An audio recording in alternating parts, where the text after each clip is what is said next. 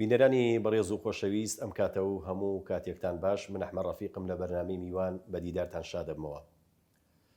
خۆشەویستان ئەهێنێ دۆخی هەرێمی کوردستان قسە و باسی زیاد لە پێویست لەسەر بکرێ، ئەویش لەسەر چەند ئاستێک. ئاستی یەکەم لە ئێستادا وڵاتانی هاوپەیمان بایەخێکی زۆر بە دۆخی ناوخۆی هەرێمی کوردستانە دەن، چونکە لە ناوخۆی هەرێمی کوردستان ژیر و گرفت و مەسەلەی هەڵبژاردن پەیوەندی نێوان حیزبولانە سیاسیەکان و ئەوانی کە ئێستا پیانەوترێ پێکێنەری سەرەکی حکوومەتی هەرێمی کوردستان و هەروەها ئەو کێشە هەڵوەسراوانی کە لە نێوان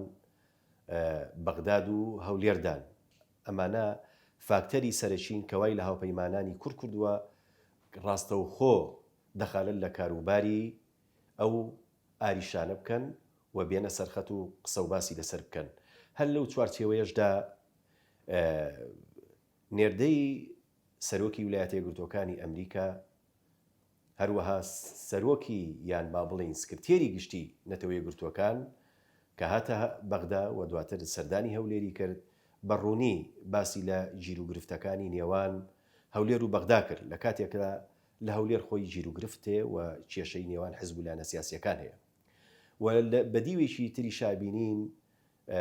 وەزیری بەرگری ئەمریکا کە لەم چەند ڕۆژە سەردانی عێراقی کرد، هاتە هەولێر و جارێکی تر بە پێی ئەو سەرچاوانی کە دزیان بۆ میدیاکان کردووە هۆشداریان داوەتە حکوومەتی هەرێمی کوردستان و لایەنە سیاسیەکانی پێکەنەری سەرکی حکوومەتی هەرێمی کوردستان کە دەبێ ناوماڵی خۆیان ڕێک بخەن. ئاخۆ هەموو ئەمانە بەسەریەکەوە پێمان ئەڵێن پێشاتێکی تازە بڕێوەیە، ڕووداوێک یان گۆڕانکاریەک بڕێوەیە. و هەوڵەدەین لە تەوەری دووەمی بەرنامەکەمان گفتوگۆی هەمەلایەنە لەسەر دامەزراوەی سەرۆک جەلال تاڵەبانی بکەین کە لە ئێستایە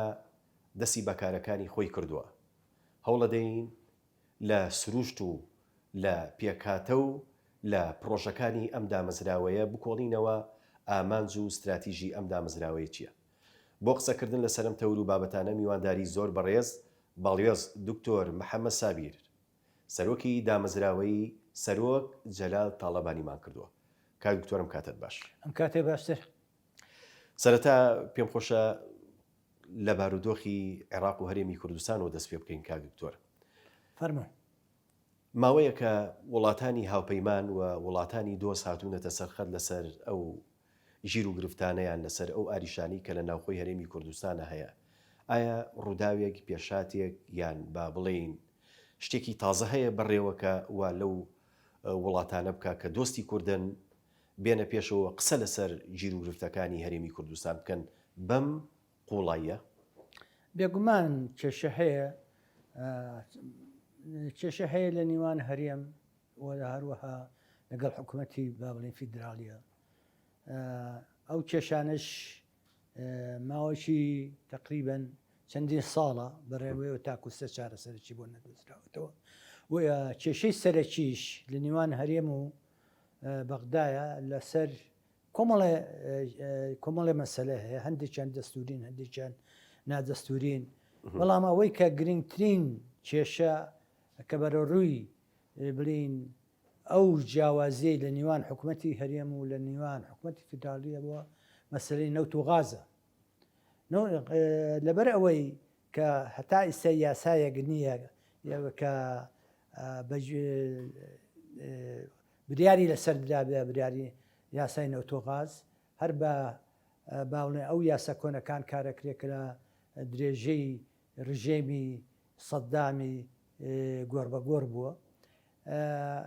بۆیە ئەم کێشەیە هەتا هاتووە بەرەو قوڵبوونەوە چووە، تا وای لێ هاتووە کە حکوومەتی ناوەند حکوومەتی فیدرالی بۆ ئەوەی کەوا بودجەی بەشە بودجەی کوردستان بنێرانوای کێشە هەیە. دیارە من ناڵێم هەمووی خەتای بڵێن حکوومەتی ناوەندە فیدرالیە، بەڵکو حکوومەتی هەرێمیشیە. من وەکو شەخص معقول نییە بەسەر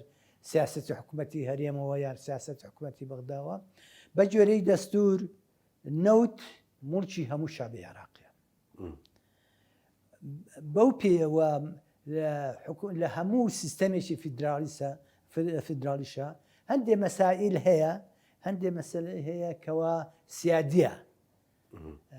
هەندێکیش هەیە کە هەر حەسریەن لە دەسەڵاتی حکوومەتە بڵین ناوچەیەکانیان ئیقلیمیەکانیان بۆیە ئەم کێشەیە هەر لە ئەوڵەوانەیە لە ئەوڵەوانەیە کە دەستوری ئێرە عراق داڕژراوە بە تایبەتی کورد دەورێکی گەورەی تیابینی بە تایبەتی ڕەوان شادمان جەلال دەوری گەورەی بێتیابینی کە تاکو ئەو دەستورا کە دەستورێکە بەڕای من یەکەم دەستورە لە ڕۆژهەڵاتی ناوەندا کە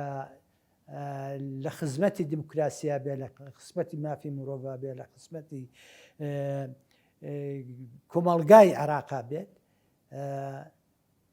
کۆمەڵێ بەندی تایە مەسە حتا لەسەر مەسلەی نەوت و قانونی نەفت و غاز باسی ئەوە کراوە کە ئەو چێڵگانەی کە هەتاکو لە کاتی ڕژێ مابوون و ئەوانیان بڵین حکوومەتی مرکزی دەری هێناون و ئەوە با بڵین ئەوەکو خۆی ئەمێنێتەوە و حکوومەتی مرکزی فیدرالی هینەکات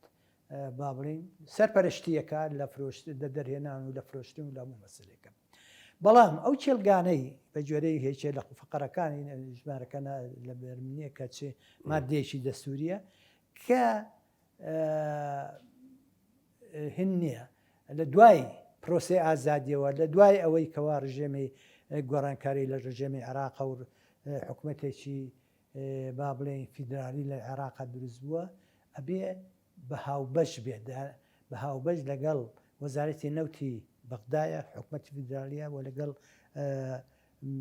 حکوومەتی هەرێما بێت ئەو پرۆژانە بێ بەیەکۆ بکرێت اینجا ئەمە مەسلەیەکە کە من نامێ بچمە درێژەی ئەوانە وەختی خۆشی بێگومان حکوومەتی هەرێم وا داانەیە کە ئێمە خاوەن ئابوورێکی سەربەخۆ خۆمانین زۆر باشە ئەو شتێکی باشە بەڵام ئەو خاوەن ئابووری سەربەخۆیە ئەبێ هێنی نەبێ جیاوازی نەبێ لەگەڵ دەستوری عراقا چونکی ئێمە لەگەڵ ناو حکوومەتێکی ئیتیحادێکی عراقیە ئەژین یەکگرتنێکی باوڵێن ئارەزومەندانەیە و تا ئەو وەختە ئەم سیستەمە حکوومەتی ئێمە ئیقلیمێکی لە عێراق لەبەرەوە ناکرێت هەندێک مەسەلە هەیە تەنها ئێمە سربەخۆ بیکەین بەبێ ئەوەی هاوکاری یان تێگەشتین تێگەشتیمێ لەگەڵ حکوومەتی فیدراڵا بیکەین وەختی خۆی من باش بەبیرمێ دوای لە 2010 سیغەیەکی قانونی نەوت و غازداندا کەوازان لە زمانی مام جەلال ماجرا دۆرەی ڕۆڵەشی گەورەی تیابینی و لەوە ئەچوو بەرەو ئەوە بڕۆین کە بگەینە نەتیجە بەڵام دیارە سش پەرلەمانی عراقی زۆرایەتی با بڵێن پێکهاتەی عەرەبە یانی حقیقەتە پێکهاتەی کورد بەشێکە بەڵام ئەو پێکهاتەیە مقارنەتەن بەرامبەر بە ژمارەی عەرەب اینجا شیعە بێت چ سوننە بێت چ ئەوانە بێ کەمترە لەبەرەوە لە پەرلەمانی عراقیە ئەو مەسەلەی قانون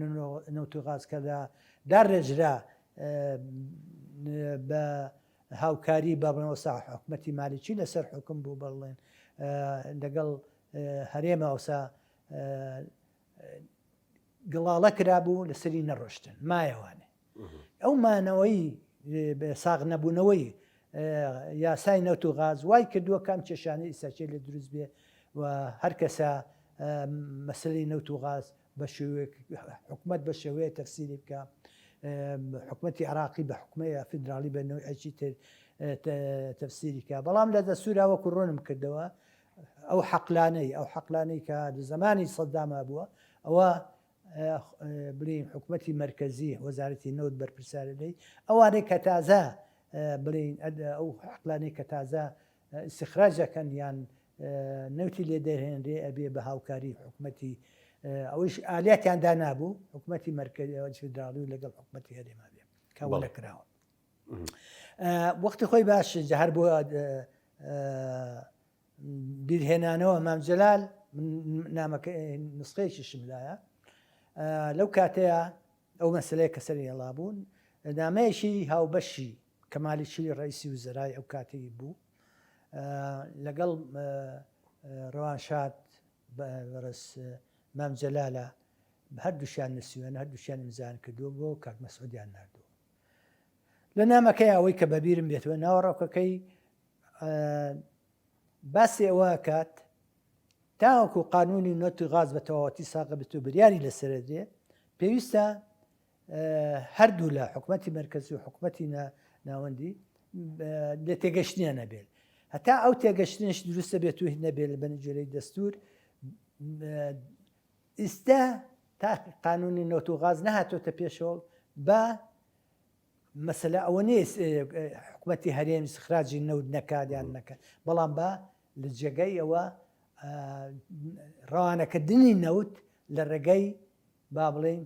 شەریکەی سۆمەوە بێ تاکو و ئالیاتانەی کە دانراوە بە جۆرەی دەستور جێبەجێکرێت چونکێ بەڵام ئەو معناوە نیە تۆ لە حکوومەتی هەرێم حەقی ئەوەی نەبێ کە پیشەسازی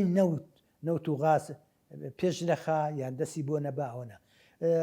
نەوت تەنها ئەرەوە فرۆشتەکەی نییە دەڕێنانی نەوت فرۆشتن نییە تۆ توانی سناعاتی نەوتی غازی لە کوردستانە پێش بخەی بەڵام برین ئینتاجەکەت کە خۆت دەریشی بێنی فرۆشتەکەی بێتەوە بە حکوومەتی مرکزی ئەمە هیچ لە مەسلە ناگۆڕێ لە جاتی ئەوەی کە خۆشی بیفرۆشی لە جاتی ئەوە بڕۆ سناعاتی پترۆکیمایی بنای تحتی پێ دروستکە یانێ کە بەڕاستی تاکو ساچێن نە لە عێراقا ڕەنگە عێراق پێشکەوتوتر بێ لە ئێمە نە لە کوردستانە هیچ سناعاتێکی پترۆکیمایی دانەمەزراوە کە ئەوە ئەساسی پێشکەوتنی کۆمەڵگایە ئەجا بەداخەوە تای سەچی ئەو کێشانە ماوەتەوە ئەوە مەسلەی نەوت و غازیەکێکە لە کێشەکان کە تا ئیسەحەل نەبوو ئەو ئەنواعی مەسلەی بریاری لەسەر دراوە محکەمەی ئیتیحادی لەسەری داوە شت لەسەری داوە تا ئەو کێشەیەشی زۆر گرنگە و کڕۆکی کێشەکانی نیوان هەرێمە وەقدایە بەڵام بۆ چونێکەیە دەبوو ینی ئەوترێ ینی کورد ئەوەندەی کە ئاڵاوەتە مەسلەی یاسای نەوت و گازەوە ئاگای لە پرسە نەتەوەی نیشتیماریەکان نەماوە لە کاتێکە کورد پرسی خاکی هەیە پرسی نەتەوەیی هەیە مەسەلەن بۆ نمونە کەرکووکە شنگالە خورماتووە خانەقینە مەخمورە ئەمانە هەمووی ناوچەی جێناوکن ینی لە باتووی بێ مشت و مڕەکان یان ناکۆشیەکان لەسەر ئەو ناوچانە بێ کەچی لە مەسلەی یاسای نەوت و گازە کوردکراوەتەوە ئەو پرسانە فرامۆژ کراون تا چەند ئەم بۆچوونە لە واقع ئەو نزیکە وەڵاو واقع وایە لە سەدە ئیدی و بۆچووناکەم ئێمە مادە سەوچلمان هەیە مام جەلال کاتی خۆی هەوڵی زۆردا و وە تاکو بە ناوی ڕاستەتی جمهوریەوە نامەی نووسی بۆ پەرلەمانەوەکەوە ئەبێت مادە سەوچل بخرێتە جەنداوە جێبەجێ بکرێت و وا تاکو ئەو قتراحێکی مام جەلال کردی چیشی خۆ مادەی سەوچل جگە لەوەی کە گەڕانەوەی هەر تەنها ناوچە ناکۆکەکان نییە کە بۆ سەر حکوومەتی هەرێمیان ئەو ئالەتی کە دانراوە بەشی سەدام حوسێن تەنها هەر با بڵێن شەماڵی لە کەرکووک نەکردوانێ و تەنها بڵین جغرافیایی منطقەی دابەش نەکرد بەڵکو لە منطقەی ئەنبار و لە منطقەی ئەوانش بەشیشان ئەم لا خراوەتە گۆڕانکاری لە سنوورە و یەکەی دارەکانی لەبەرەوە مادەی سەوچل ئەوە شەگرێتەوەوانە مام جەلال ئەوە بوو کە لە هەموو شوێنێکە یان مادەی سەوچل ئەوەیەکە لە هەموو ئەو جێگە ناکۆکانیانی ئەوانە وەکو خۆی لێ بکرێتەوە پێش ڕژێمی سەدامی لێ بکرێتەوەوانە لە ڕێگەی جغرافی محافەزەتەکانەوە با بڵێ ئەوە بەداخەوانێ هینیشان بۆ کرد قیرایەشی میشان بۆ کرد و جێبەجێ نەکراوە تای کوردستان لەبەر ئەوە مەسەلەی کێشەی ئێمە لە ڕاستیە کێشەیەکی نەتەوایەتیە ڕاستە ئێمە کێشەی مەسەلەی دموکراسی و مەسەلەی نەوت و غاز و مەسلەکانی کە بەڵام شتە ئەساسەکانمان ئێمە مشکێشە نەتەوایەتیەکەیان کە بەتابەتی لە مەسەلەی ئەو سنووری حکوومەتی هەرێم کوێیە کە ئەو سنوورش بێگومان بە جۆرەی مادەی 140 ئەبێ بە جۆرەی ئیسفتا و بە جۆرەی بەندەکانی مادەی 140 ئیسفتا بکرێت و ڕاپرسی بکرێت و کوێ ئەکسەرێتی کورد بخرێتەوەوانە سەر حکوومەتی هەرێم و کوێش ئەکسەرەتی عەرەب بوو بخرێتەوە سەر حکوومەتی ناوەند و بە فدراڵی بەڵامە داخەوەی ساشەوە نەکرد نەکرد ئەوەش ئێمە پاش شەڕی داعش کە کورد خۆتان باشە زانن دەورێکی زۆر گرنگی بینی لە تێکشکانی داعشە و لە ڕزگارکردنی هەموو ئەو ناوچانێک کە بەدەست داعشەوە بوونەوەوانە تقریبەن هەموو ناوچە ناکۆکشەکان لەجێر هاتبووەوە سەر سنووری حکوومەتی هەرێم بەڵام بەو ڕاپرسیە سەر نەکەوتووەی کە کرا سا پەنجای زەویەکانمان لە چی سایەوانێ ئستا هەمیسان ئەساسیە شتی ئەساسی بەڕای من ئەوەیە کە ئێمە تەرکیزی ڕئیسی بکەین کە مادەی 140 کە مادەیەکی قانونیە لە دەستورایە ئەبێ ئەوە جێبەجێ بکەین وەکو وتم بۆ مەسەلەی نەوت و غازیش فرۆشتین نەوت لە جیاتی ئەو ساکوی ساشە هەموو ئەڵێن ئەبێ 112 لە داهەش ژێشڵێ 112 لە داهەش کە ئەوە زەرێکی زۆمە سا حەبەی بودجێ عێراقمان بۆ دابین کرابوو کە لە ڕاستیە میلەتەکەمان حەچی ئەوەی کە کرابێتی شوشت کرابێ هێو چەند ساڵە نەبوو کە بودجێ لە بەشە بودجەی هەرێمی کوردستان سا حەبە بوو کە کۆی سەشێ بە هەموو مفاوەزاتەکە بە ئەو هەموو هەفتەی حکوومەتی هەرێمی چوو یەت و ئەڕاتەوە تا سەشێ نەبووتە سیانزەش کەشی نەکردووەکە وەختی خۆی لە بیرتان بێتەوانێ قانون بڵین ئەوەی نەوت مقابل بەرامبەر بە خۆراک ئومەمی متحیدا سێزەی دانابوو بۆ ئەو ساکو ئێمە هەر تەنها با بڵین کەرکووک و سلێمانی و هەولێر بوو بنەکان ئەو نش نەکەرکووک بڵێم سلێمانی و هەولێر و دوهۆک بۆشیانە ئەو ساسیانزە بوو سەشەکەم تریش کراوەتەوە حتا لە ئەو نامەی کە لە بینی مامجەلال و بڵێم مالیشیە دکتۆر مالیشیە با بڵێن نووسرا بوو بۆ کاک مەسعود باسیەوە کە بەشە بودجەی سەرچی هەرێمی کوردستان حەڤەیە نەوتەکە ئەوان و مالیشی ڕێ و نەزەرێ بۆ نەوتەکە لە جاتی وە دەریبێنێ ئەوە نەوتی بەسرا تقریبان بەشی زۆری نەوتی عێراق لە بەسرەوە دەرەچێت ئەوە هەموو نەوتانە پێویست بۆ نییە وەکو کانگایەکەەوە ئەمێنێتەوە بۆ خۆتان و سا حەڤشتان هێڵ هەوڵ ئەوە ئیستقلال بکەن ئێمە چیمان من خۆم وەکو شخصڵم حەقم نییە بەسەر سیاسەتی ئەوشتانەوە بەڕاستی لەو جارێکان مەسلەی ئابووری سربەخۆ فەشەلی هێنا کە ئەوە ئابوورێکی سربەخۆکان ساشی ئەزانین هەزا بەدایان وە بدێت و ئەڕوا لە سەرەوەی مانگی 200 میلیۆن ملیارد دینار دلار لەو بابەت برێتەوە ئەوانە ئەوە بەڕاستی هەموو شتێکمان خستۆتە سەر ئەوە وە دوایەوە ئەگەر ڕاپرسێ بکەی خەڵک چەند ئیسیفادەی لە دەرهێنانی نەوت کردووە نەوتی کوردستان باوەڕەکەم لە هەشتای خەڵک ئەڵێ هیچ ئیسیفادەی نەکردو بەڵکو ئەوەتانە مەعاش نادرێ ئەزمەی اقتصادی هەیە هیچ شتێک نەکراوە لە ڕووی بینای تەحتیەوانێ لەم بینایە کە بەرزکراوەتەوان نیشتەجی بوون و ئەوشتانەیە بەڵام لە ڕووی چەند شەریکی گەورە بڵین چەند کۆمپانیای گەورە لە بواری بڵین دەرمانە لە بواری بەس ئەنواعی بڵین پێترۆکیمیاویاتە لە ئەو پیشەزانەی کە کۆڵەکەی پێشکەوتنی کۆمەلگایە هەرکۆ هەموو کۆمەلگایەکە کراوە هیچ نەکراوە هەر ئەوواڵێن کەوان کەواتە پێتان وایە هەم لەسەر ئاستی ئەوەی کە پێوترێ ئابووری سربەخۆوە هەم ئەوەی کە پێی وترا ڕێفراندۆم پێتان وایە هەردووشی سەرکەوتو نەبوو سەرکەوتو نەبووە ئەم دۆخەی کە ئێستا ئەوە تا ئێستاشێ باشە حسابی ئەوە ناکەی سەرچەنی هەشتی سێ مەعاشی مانگی دوو دەستی پێ نەکراوە نەدراوە وەکە ئیژرێت نهایەتی سێ ئەجا على ئاسا بە جۆرەی ئەو جەدوەلەی کە کردویانە ئەوەی من بزانم دوو کە خوێنومەتەوە لە نهایەتی سێە مەعاشی مانگی دوو تەواوە بێت یعنی مانگی سێ خەریکە دەست پێ بکە اینجا مەعاشی مانگی دوو بێتەوە ئێوە کێشەیە چۆن کێشە نییە ناپرسن بۆ ئەوە لەبەرەوە بەڕێی من ئەو یەشە بۆ لە مەسەلەکان ئیستەیش نەچوە بچێت حەقا حکوومەتی هەرێم بەجددی بێتە پێشەوانێ بەرژەوەندی میلەتەکەمان سەرۆ بگرێ لەسەر مەسلەی بگەنە نەتیجە وەکو لە دەستورە دانراوە لە دەستورە ئالێتی بۆ دانراوە کە بە جۆرەوەکە وتم ئەو موادانەی کە هەیە شەریکاتی بڵین شەریکەیشی وەتانی دروست بکرێت لە بینی حکوومەتی هەرێم و لە بین حکوومەتی مرکزە و ئەوە سەرپەرشتی با بڵێن دەرهێنانی نەوتی ئیقلیم بکە و هەموو لە ڕێگەی ئوسۆمی شوانێ بفرۆشرێت چی ئێستاشیە ئەو نەوتی کە ئاڵێن ئەفرۆشرێت نەزانم بۆ 50 ساڵ لەگەڵ تورکیا ڕێکۆدنامەیان کردووە ئەو نەوتی کە ئەیش فرۆشرێ خۆیان ئەڵێن نازانم بەچی ئەفرۆشی و چۆن ئەفرۆشەوە چی نییە هیچی دیار نییە و $11 نرخی بازار هینترە کەمترە و کە بە جوێنی چەند هینێک خوێنومەتەوانێ لە 152 داهاتی ئەو نەوتەکەی حکوومەتی هەرێمی فرۆشیە چێ بۆ شەریکاتەکان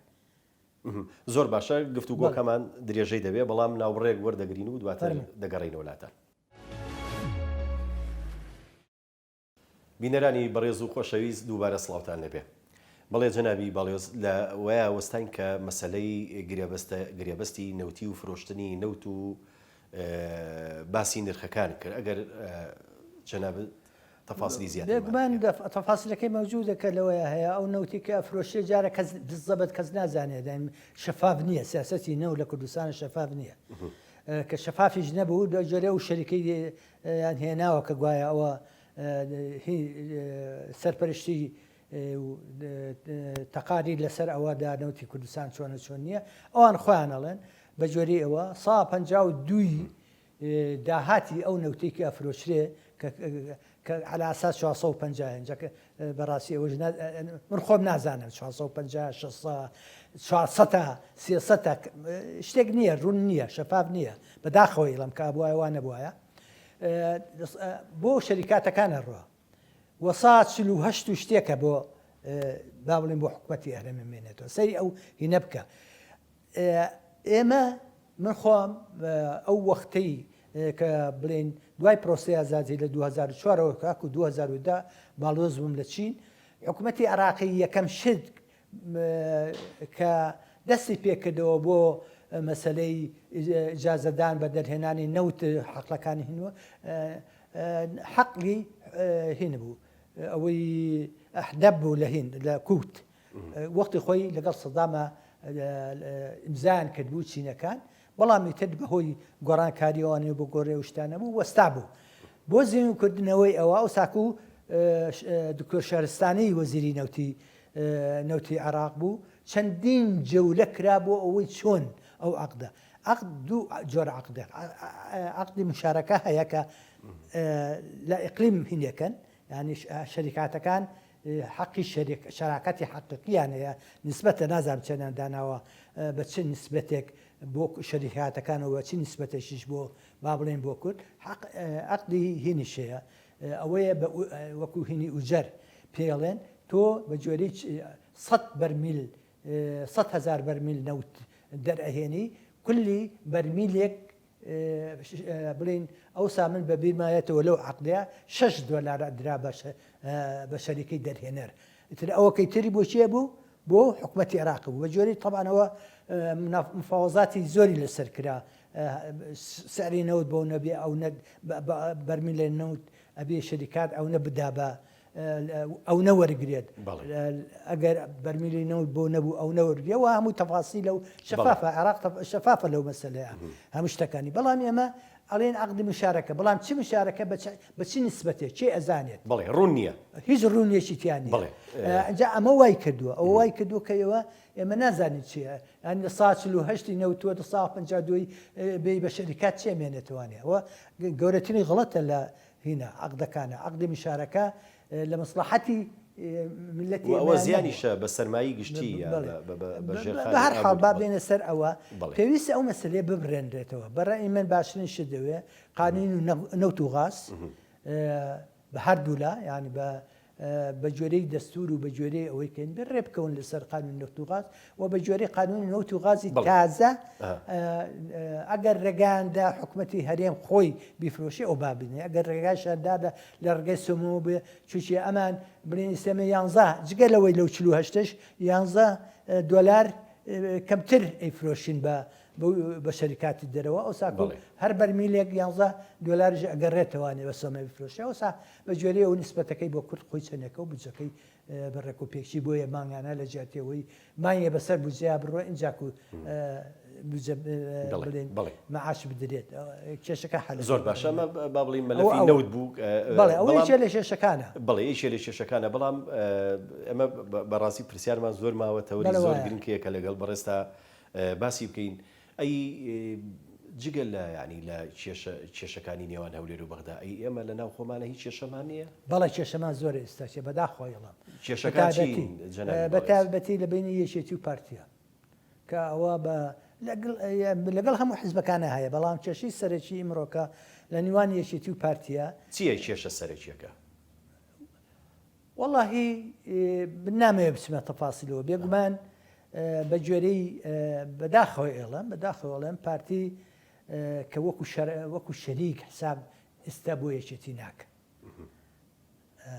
شەریک ئەو بە چاوی ئەوە هەنێکاڵێ من ئەوە کورسیم هەیە 11 کورسی بەلاششی بردووە بەمەواکە کاڵێ من ئەکسەرێتم هەیە بە جۆرەوە و تەسەرفاتەکانیشی هەمووی ئەوەیە کەەوە وەکو حزبی باڵا دەست یەکێتیش وەکو ئەقلیت حسابەکە کە حقاتوان نییە ئێمە وەختی خۆی اتفاق استراتیژیمان بۆ و اتفاقی استراتیژەکە بڵین قرار وا بوو نوێ بکرێتەوانێ و تێکچوو ئەو شتانە ئەوانە هیچی نەکراوە بەڕێی من مەسلەی ئەم کێشە ئەوەیە کە حسابی شەراکەت بۆ یەکێتی ناکرێت پارتی نایکات وەکە حسابی شەراکەتیش نەکات لاسەنگە ئەبێ علاقەت لە نیوان پەیوەندی نیوان یەکێتی و پارتی زەروریە بۆ ئەم قۆناغە و بۆ قۆناغی داهاتووشەوە هەر خۆڕایی نەبوو مامجلال اتفاقی استراتیژی مۆر کرد شێئیزانی کە ئێمە و پارتی ئەگەر بەیەکەوە بین بەهێز دەبین مافەکانمان بەدەستێنین وڵاتەکەمان و میلەتەکەمان پێش ئەخەین بەڵام کە بەیەکەوە لە یەک ترازان و تجربەی تاڵشمانێ شەڕی ناوخۆیەکان هەمووی بە زیانی هەمومان تەواو بووە کە ئەوە هاوکاری یەکێتی و پارتی زەروریە ناتوانین نە یەکێتی ئەتوانێن بەبێ پارتی حکومڕانی بکە نە پارتیش ئەتوانێت بەبێ یەکێتی حکومڕانی بکە یعنی یەک تەواوتەر یەکترین لەبەرەوە چارمان نییە وەکو شەقی زەمانە مامجار زۆر جار قسێکی هەبوو شەقی زەمانەیە بێ وامان لێ بکە کە بەیەکەوە کارکەین بۆ مەسلحەتی میلەتەکەمان ئەجنا هەردوو لامان تیاچین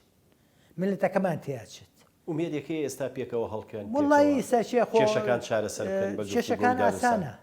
ئەگەر ئیرادە هەبێ ئاسانە باوەڕ ناکەم کێشەکانەوە نەقوڵ بێ و یەکێتی داوە شتێک ناکە کە مافی خۆی نەبێتوەوانە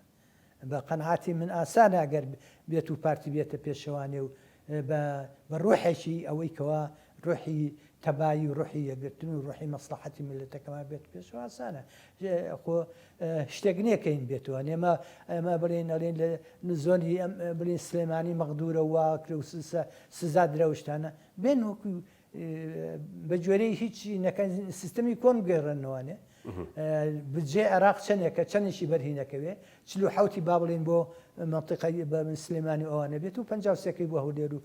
دوای بێت و خۆوە بۆ پێشتر ڕێکەوتن نەکرابوو کەەوە جێبەجێ بکرێتەوە ناکرێت ماوەیەکی کورت کرا ماوەشی کورت کرا بەڵام دوایی سەشەوە نەزانم شارەزانی مرودەکاری باسی اتفاقی استراتیجیت کرد کە اتفاقیەکە بوو لە سەردەمی ڕەواشا سەرۆک مامجەلال و جەنابی کاک مەسعود ئێستاوە کاڵ بۆتەوە یا بە جۆرێک لە جۆرەکان ئیشی پێ ناکرێت کەواتە پێویستی بە سەر لە نوێ دووبارە داڕشتنەوەی ئیتفاقیشی ترە زۆر زانیاریتان هەیە کە شتێکی وا هەبێ بەڵێ هەبووە درافتیشان کردووە هەردوو لە ئەنواعی کۆبوونیان لەسەر کردووە وەکو ئاڵێ مسوەدەی ئەو اتفاقە نووسراوەتەوە قەرارەوە بوو ئەمزا بکرێت و قەرارەوە نەکرا بڵێم چی نەکرا و پێویستە بکرێت کەی ئەم مەسۆدەیە کرا تازەیە یا پێش بڵێن پێش کۆنگرەی هین کراوە دوای کۆنگرەی پێش کۆنگرەی چواری یەکێتی کرا و دوای کۆنگرە شەر ئەو دانیشتانە هەموو بەردەوام هەبوو وەڵامی تر وەستا شتان بۆ وەستا ینی وڵی ئەوە نازانم لە خۆم لە ئێستاش هیچ پۆزیشنێکم نییە بڵێم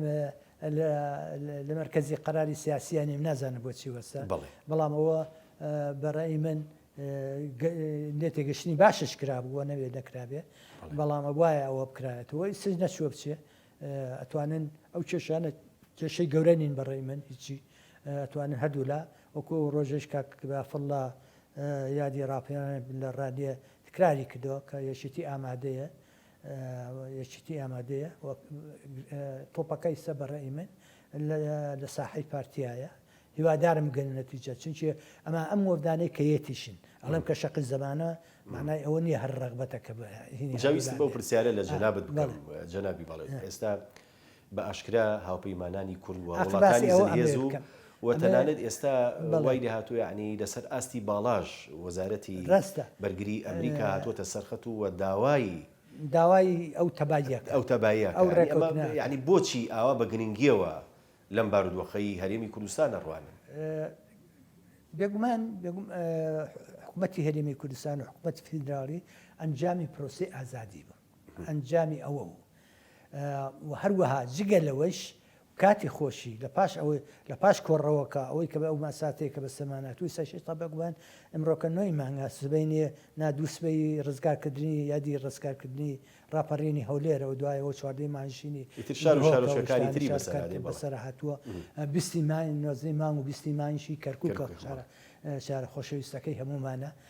ئەمانە ئێستا پرۆسەکەی کە پاش ئەو کۆڕەوەکە وای کرد ظروف و دۆقێکی هێنایە پێشەوە کە ئومەمی متحیدە بێتە سەرخەت کە ئەمریکا کە بوشی باوک وتی من یەک ئەسکەری ژنانێرم کە جێمس بێکەر هات کە ئەو مەساتەی بینی جارێکیان دوای ئەوە مەجلال جێمس بێکەری بینی بوانێ توی لە ژیان لە زمانی منە زۆر شت ڕوویداوە مەسەلەی شەڕی سار سۆڤێت نەماوە نازان چی نەماوە چی نەماوە چی گەورەتر ئەم هەموو شتانە بینەوە بەڵام هیچ شتێ بەقەدەر ئەوە تەسیری تێ نەکردم کە من هاتمە لە کاتی کۆڕەوەکە هاتمە شوێنی با بڵین ئەو کەمپی ئاوەرەکان کەم دروست نەکرابوو ئاوەرەکان هێشتا هەمووی لە سەرمایە بوو مناڵەکانم ئەبینی کە چۆن ئەو مناڵانە هێشتا ژێر بێشکیا بوو چۆن ئایانەوە بە برسێتی و بە سەرمایی بەوە قەت لە بیرم ناچێتەوە یعنی کارساتێکی بەو شووە ئەو کارەساتە وای کرد کەەوە من متحیدە بێتە سەرەوە بە قەراری 688 بێتە پێشەوە نۆفلای زۆن دروست بێت پرۆڤایت کۆمفۆرت بێتە پێشەوە ئەوە نەواتی دروستکردنی ئەم حکوومەتی هەرێمە بوو ئەوەی کە ئێستا بینین بێگومانەوانە لە پرۆسی ئازادی شەکۆ خۆبزانە خۆ ئەمریکا بە تریلیۆنێت دۆلاری تیا سەرف کردووە ئەوانە خاوەن مەسلحەتن ینی خۆتان باشە زانن لە دنیای ئەمڕۆکەیا و لە هەموو وەختێکی شاروا بووە دۆستی دائیم نییە مەسلحەتی دائیم هەیە بەرژەوەندی دائیم هەیە ئەو بەرژەوەندیانەی خۆن شوان بە ئاسانی وابەجێ هێڵن هەرێمی کوردستانیش ڕاستە ئێمە ناڕازین لە هەندێک زۆر شتا بەڵام زۆر پێشکەوتنیشی بە خۆیەوە بینەوە هەموو شتێ نابێ بڵێن یان سپی یان ڕەش لەبین سپی و ڕەشیشە هەیە ئەوان پێیان باشە دۆستیشن زۆریشان دۆستی کوردن کورد یەکگرتوو بێ بە یەکگرتووی ئەتوانین مادەی سەوسلوش بەدەست بهێنین ڕێکەوتنیش باش لە مەسلحەتی ملەتەکەمانە لەگەڵ بەغدایە بەدەست بهێنین ئەجا پرسیارەکە کاوی دکتۆر ئەوەیە کورد تێگەیشتنی بۆ ئەم بارودۆخە هەیە کە ئەبێ هەیبێ جەنابەت گەشتبینی بەرامبەر بەوەی ناڵم شەقی زەمانەوە مالەیەکە ئێستاخۆ سەیری کرد باوەڕەکەم چی یەکێتیش و چ پارتیش گرنگی بەوە نادەن نوێنەری ئەمریکا دێنە ئێرە چەند ڕۆژ ئەبێننەوانێ لەگەڵ ئێمە دانیشن لەگەڵ یەکێتی دانیشن لەگەڵ پارتی دانیشن گرنگی بەوە نەدا وەزیری دیفاع هەولێر لەگەڵ کاک مەسعود و لەگەڵ لایەنەکان دانیشە گرنگی بۆەوە نەدا ئەنتۆنی گۆتریۆس سکرتێری گشتی نەتەوەێتە هەولێر و داوای ئەوە گرنگی بۆ نەدا نوێنەری نەتەوە یەکگرتوەکان بە بەردەوامی کۆبوونەوە هۆشداری ئەدا گرنگی ئەمانە ئەوانە گەورن کە ئێمە پشگیرین نەونەتەوەیمان لە دەستدا یعنی قبرمان بۆ حکومەتی هەرێم و خۆشمان هەڵکرد لەبەرەوە بێ پێویستەوە کاڵم شەقی زبانی ینی ئەبێ ناکرێ باوەڕیش ناکەم ئەو نەساویلکە بن کە هاتنی ئەوان و قسەکانی ئەوان چ لە ئاسی ئەسکەریە سەربازیە چ لە ئاسی سیاسیە چ لە ئاسی هەموو ئاستەکانە هیچ ژێ پێ نەدەن بینیمان کە لە ڕیفرەندۆمە جێمان نادا بە ڕای گشتی بە ڕای گشتی هەموو دەوڵەتە ئەوروپیەکان کە نامی ڕسمیان بۆ نووسی بووین کە 29 دەوڵەتی ئەوروپی ئیمزایان کردبوو دایان بە یەشێتی دایان بە پارتی کە ڕیفراندۆم لە ساڵحی کوردی لەم کاتەیە دوای بخەن نەمان کرد هێن وەزیری خارجەی ئەمریکا ئەو کاغەزی ئەو کەماوە خامومان نەزانین لە وعدی بالفۆر من باش خوێنومەتەوە وعدی بالفۆرشم باش خوێنێتەوە بەڕاستی لە وعدی بالفۆر مهمتر بوو بەڵام ئێمە لە چیسماننا ئەکرێ شتێک ئستێکێش هەموو شتەکانی خۆمان هەموو هێلکەکانمان بخینە ئەو سەپەتەوە کە عینادی بکەین و ڕێنەکەین و تەبان نەبین باوەڕ ناکەم من لەوەیە گەشتبینم ئەبێ یەک بین ئەبێ یان وەکو زمانە ئەجینا بەبێ یەکبوونیش ئێمە دەستکەوت بە ئوبێدین ینی ئەم تەبای وەگریزیە بپارێزرێ و کوی جەنابەت ئاماژەت پێکرد کە مەترسیەکان جددین و دەبێت یەکگرتو بین زۆر باش هەر مەسەلەی انتخابات گەری من لەسەر مەسەلەی انتخابات نەکەین هەتا نیاتی ساڵ انتخابات نەکرێ حکومەتی هەرێم هیچ شەرعەتێکی نامێنێ ئەویش بە زیان بۆ قەوارەکە گەڕێتەوە طبعا نامێنێتەوە زۆر باشە وایە زۆر باشە کاک دکتۆر تەوەری دووەمی بەرنامەکەم ئەمەوێت قسە لەسەر بایەخ و گرنگی دامەزراوەی سەرۆک جەلال تاڵەبانی بکەین لە ئێستاە ئەم دامەزراوەیە چ بایەخیشیە چ گرنگیشیە هەم بۆ هەرێمی کوردستان هەم بۆ عێراق و ناوچەکەش وە بە دیوێشی تریشە چەند گرنگە کە ڕێکخراوێکی ئاوە بە ناوی سەرۆک مام جەلالەوەیە بێگوانم بە من و خۆم هەمیشە قوتابیەکی مام جەلال زانیوە و هەر واش ئەمێنمەوانێ هەتا ژیانم لە ژیانە بم ئێمە ئەوە بەرەوە ئەوە ڕوا 6 ساڵ بەسەر وەفاتی مام جەلال ڕۆشت بێ بەڕاستی زۆر بە ڕاشکاوانە بڵم هیچمان بۆ نەکردووە زۆر قەرزانین هەمومان قەرزارین ملەتی کورد قەرزارە بە زۆنی وەکو ئەڵێم ناڵێن زۆن و سەوزمەیەنن بە هەردوو لاوانێ هەمومان قەرزارین هەر لە زاخۆ تاکو خانیقین قەرزانی مام جەلالین عێراق هەمووی قەرزاری مام جەلالە من ئەم جارە کە لە بەغدا بووم بۆ وەفدێک چ بوون بۆ پەیوەندیکردن ئەو وەزنەی ئەو حسابی کە بۆ مام جەلال کە لە دنیای عەرەبا لە بەشی عەرەبیە لە پێکاتەکانی ترا بۆ ئەیکەن بەداخەوە تاکوی سایمە بۆ مام جەلال نەمار کردووە ویان وای نابینێن بەڵام کاک دکتۆر پێ دوایە یعنی هۆکارەکەی چییە کە بەداخەوە کورد خۆی نەتوانێت ڕێز لە کەسایەتیەک یا سەرۆک من لۆمەکە یەکەم جارە خەمەوە سەرێکێتی خۆمان لۆمەکە نامەوێسان جار لۆمەکە بخاتە سەر خۆی بەڵام نەچوە بچێ هەموو شت بە هینێک دوای نایە بۆ ئێستا پێش دەوروبەری وا بۆ ساڵێکە چێ تقریبان لە ساڵێک کەمترە ئەوە بووکەوە کاقوبات کە ئەو ساشی سەرپرشتیاری مەکتەبی سکرتاریەتەوە هات دایمن کە ئەو پرۆپۆزەڵی کرد ئەو پێشنیارەی کرد منش ئەگەر طبعا من هەر شتێ بێ بۆ چاوەکانیشم دەربێنم لە پێناوی مام جەلال لە بە هیچی نازانم لەبەر ئەوە منش ئەوەم قبول کرد کە ئەو سەرپرشتیاری ئەو ڕێکخرا دامەزراوەیە بکەم و لەو کاتە شەوانێ ئێمە سەرتاوە پێویستە خۆتەزانێ بێ مۆڵەت وەربگیرێ وەکو پەیڕۆ پرۆگرام بنووسێ ئەو مۆڵەتا بێ لە هەرێمیش وەربگیرێت و لە بەغدا ژوەرگرێ ئەوش کاتی ویست چەند مایەکمان شروتەکان و هەتا ئەو شروتانی کە ئەوان داوایەکەنەوە شتانە بیرتانەوە نەکردوێتەوە بە نێو دەوڵەتی بکەن ئەم ڕێکخراوە بەڵێ بە نێو دەوڵەتی بکەن ئەم ڕێکخراوە بەڵێ خۆی نێو دەوڵەتی نێو دەوڵەتی چێ خۆی لە پرۆگرامەکەمانە تایەتی ئەوەی تایەکە ڕاست لەیسەشێ ئۆفیسمان مرکزمان لە سلێمانیە بەڵام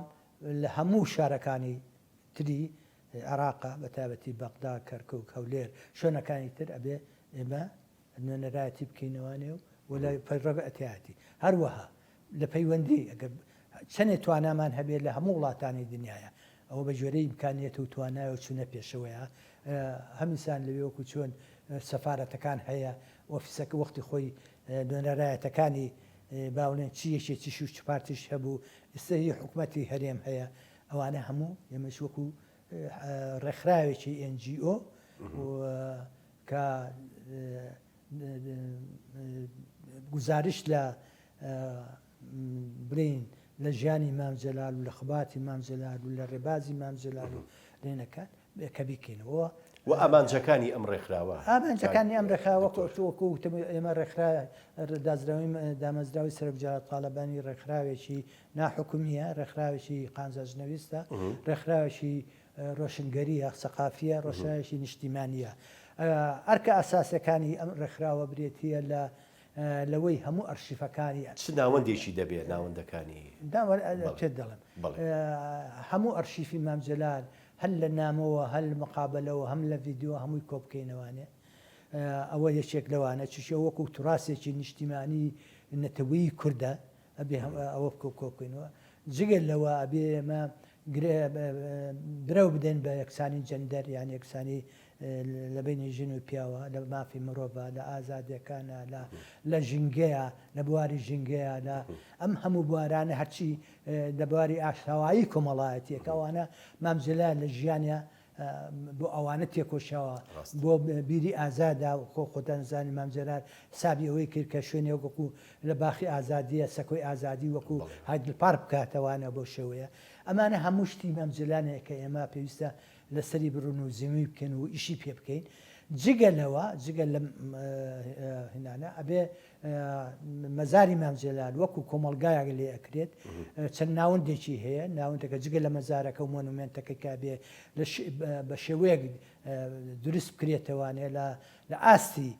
ئەو پیاوە گەورەیە بێ کە باوەڕ ناکەم مام جەلالێک کە نە لە مێژووی کوردی پێشووتران نە لە داهاتووە نە لە ئیستادا نابێتەوانێ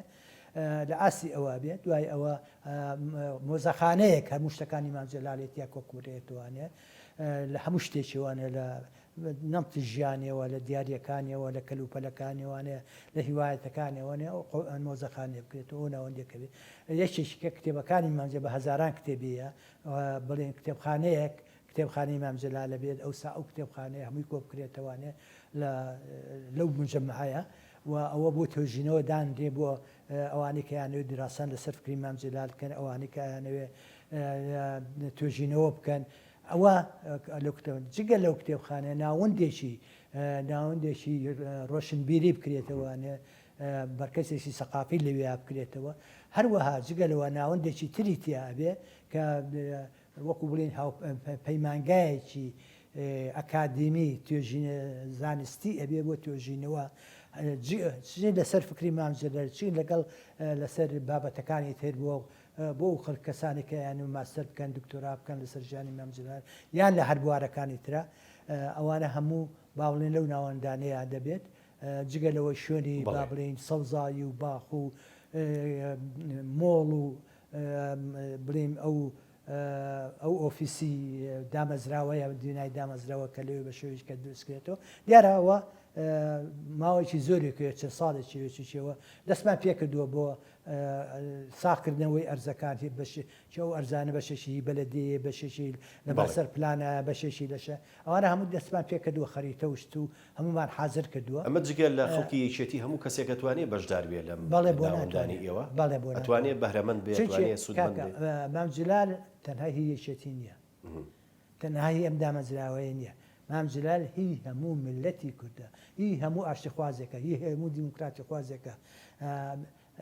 هی هەموو ئازادی خوازێکە مام جەلال هی هەموومانە بن چەندێک حەقم هەیە بەسەر بری مام جەلال لەو تۆش عینیشیت فڵان کەسش عینیشیت لەبەرەوە پاراستنی توراسی مام جەلال و ڕێبازەکەی و فکرەکەی و بە زیندوێنێتی بڵێتەوە بۆ ئیستا بۆ نەوەی داهاتوو بۆ نەوەکانی داهاتوو چمان کە کارێکی زەرودی و واجب و ئەرشی هەمومانە کە بتوانین بەشداری بکەین هاوکاری بکەین بۆ سەرخستنەوە دامەزرەوە. دوا پرسیارم جەنابی باڵێوز ئەگەر بیرەوەریشی نێوان خۆت و جەنابی ڕەوانشاد سەرۆک مام جەلالمان بۆ باسکەی چ شتێک چ بیرەوەریەک تێ لەگەڵ بەڕێزیانەکە سەرنجی تۆ ڕاکێشێ بتوانین لەم دیدارە باسی کەینەوە پەیوەندی بە بارودۆخی لانی کەم کەرکووکشەوە هەبێ خراپ نیە بۆ ئێمە. وەڵام من بیرەوەری مام جەلال زۆر لایە بەڵام هەندێک شتێکی پێڵم چوشی ئێمە تۆ خۆ خەڵکوش کەرکووکی منیش نیمچە کەرکوشیم وەختی خۆی ماوەیە لەوە پێشتر تاوان بێگومان ئێمە هەمومان وەکو یەشێتی کەرکووک بە قوچی کوردستان نزانین وەمام جەلال ئەو ناوی لێ ناکرد لەمەم دوو شتێکی کەیسریش هەیە کە هەر لەمام جەلالم پرسی بابزانم ئەمەیان تەواو کەم زانەوە کە گەرەوە شمێتە بیر وتم مام جەلال ئەرە خێرە تۆ کەرکووک ناوە بە قوچی کوردستان لە کاتێکە قوتسەوەتانە لە ساڵی 48ەوە تاکو لە پاش واتای بلفۆرەوە دروستبوونی ئیسرائیلەوانێ و هەموو هەرە بێ بڵین ئەم نانە بۆ ڕۆنە قودس لەوێ وتی ڕۆ تۆ هێشتاکو هەرزەکاریت و هێشتاکو لە دنیا باش نەگەشتویت وتم بۆ وتی کەرکووک لە خۆمەوە نییە کەرکووک وا ئاسان نیە مەسەلەی کەرکووک جا ئەو مەسەلەکەی ئەوەی خۆشی هەموو جارێگەی وتوانێ ئەوەی بژانەکەش کۆ وایە کە تۆ عملیاتێکی دەماغ بکەی کە چەنێ حساسە کە چەنەینە بچووکترینی غەڵات لەو عملیاتەیە بکەی ئەو کەسە ژیانی تەواوە بێتەوە شتانە بەنسبەت ئێمەشەوە کەرکووک ئەبێ هەوڵ ببین خەباتی بۆ بکەین مادێ سەوت سلبانەیە ئەمەمانەیە ئەمەمانەیە دەستبەرداری قەت نەبین بەڵام وا ئاسانیش نییە